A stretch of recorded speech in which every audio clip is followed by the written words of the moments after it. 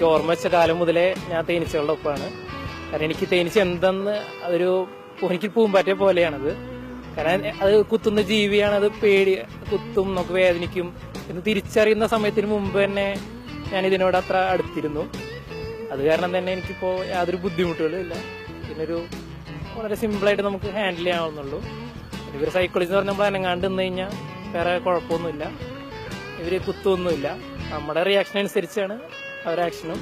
കാരണം നമ്മൾ ഇവരുടെ അടുത്ത് നല്ല രീതിയിൽ സമയത്തിൽ നിന്ന് കഴിഞ്ഞാൽ നമുക്ക് ഇതിനെ സുഖമായിട്ട് കണ്ടാം.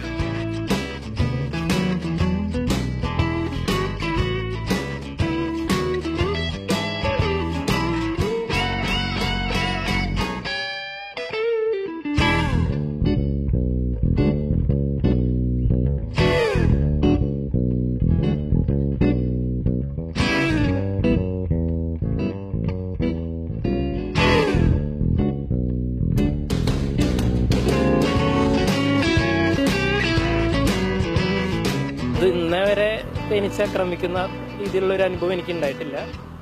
എപ്പോഴും ഞാൻ ശ്രദ്ധയോടുകൂടി അതിനെ കൈകാര്യം ചെയ്യാം. അത് കാരണം തന്നെ ഇതുവരെ അപകടങ്ങളൊന്നും ഉണ്ടായിട്ടില്ല.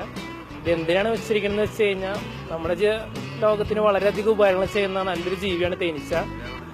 നല്ല സ്നേഹമുള്ളൊരു ജീവിയാണ്. എന്നാലും മനുഷ്യരെ നമ്മളെ കുത്തുന്ന എന്ന ഒറ്റ കാരണത്താൽ നമ്മളവരെ നിഷ്കരണം കത്തിച്ച് കളയാണ്. ജസ്റ്റ് ഒന്ന് മാറ്റുകൂടിയല്ല, നമ്മളതിനെ കത്തിച്ച് ചുട്ടിരിക്കുകയാണ് അനേക ലക്ഷം ജീവിതങ്ങൾ.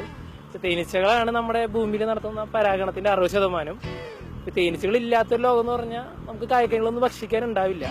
നമ്മളത് മനസ്സിലാക്കില്ല. നമ്മളെക്കാൾ എത്രയോ യുഗങ്ങൾക്ക് മുമ്പ് തേനീച്ചകളിവിടെ വന്നിരിക്കുന്നു. നമ്മളാണ് വൈകി വന്നവർ. എന്നിട്ട് നമ്മളവരെ ആട്ടിപ്പായിക്കുന്ന ഒരു സമീപനമാണ് നമ്മൾ ചെയ്യുന്നത്. അത് വളരെ മോശമാണ്.